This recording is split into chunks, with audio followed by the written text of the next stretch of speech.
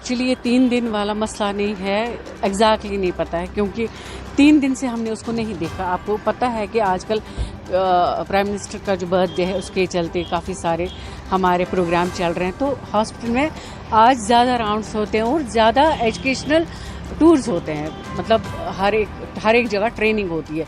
तो दिन में तो ये पॉसिबिलिटी नहीं है और रात में भी हमको ये पता नहीं चला, मगर रात को कल 9 बजे के करीब, 9 साढ़े 9 के करीब हमारी आरएमओ ने फ़ोन किया कि लेबर रूम में उनको अपने पीजी जो हमारे डॉक्टर्स होते हैं उन्होंने बोला कि एप्रन के बगैर कोई है, वो बोल रहा है मैं कार्डियोलॉजिस्ट हूँ, जबकि वो कार्डियोलॉजिस्ट नहीं था।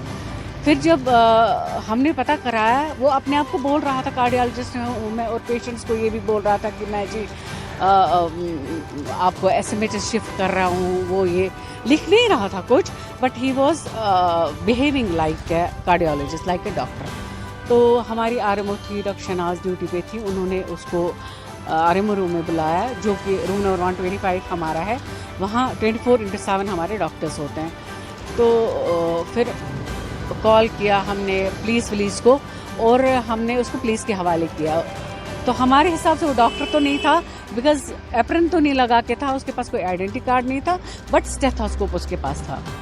देखिए ऐसे बिहेव तो नहीं, मतलब कर रहा था कि कुछ पता ही नहीं है, बट मेंटली रिटार्डेड तो सर्टिफिकेट देंगे जो साइकेट्रिस्ट वाले ही है, क्योंकि पुलिस तो नेचुरली अपना काम करेगी।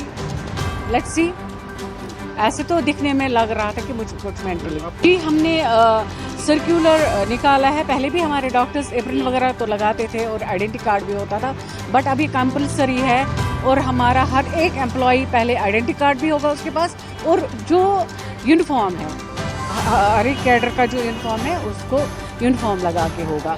प्लस एक और चीज़ कि जो भी अटेंडेंट आएगा, या आपको पता है कश्मीर में तो एक पेशेंट के साथ 4-4, 5 अटेंडेंट्स होते हैं, उनको अटेंडेंस पास तो निकालना ही पड़ेगा, और वो सिक्योरिटी चेक ज़्यादा होगा, मतलब इंक्रीज़ हो गया।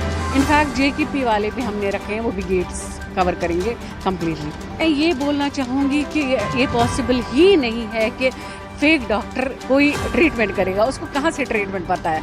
ये बोल रहा था कि मैं कार्डियोलॉजिस्ट हूँ, मैं ECG करूँगा। लेबर रूम में ECG तो नहीं होता है, लेबर रूम डिलीवरीज होती है, तो इसलिए, और राइट में इसने लिखा भी नहीं है कुछ कि कोई ट्रीटमेंट किया है या ऐसे कुछ प्रिस्क्राइब किया है। बस ये सिर्फ पेशेंट्स के पास जा रहा था और कह रहा था कि मैं ECG आपको करना है, ECG आपको करना है।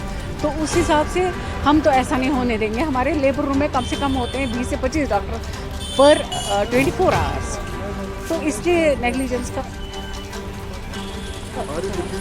लिखा तो नहीं है उसने ट्रीटमेंट, बट पेशेंट्स के साथ तो कन्वर्सेशन उसी की है कि ECG मैं कराऊंगा, इतना तो बोला है उसने। बोलूँ कि पैनिक होने की कोई ज़रूरत नहीं है, हम हैं उनके लिए वहाँ पर, हम उनका ख्याल रखेंगे, कोई प्रॉब्लम की बात नहीं है।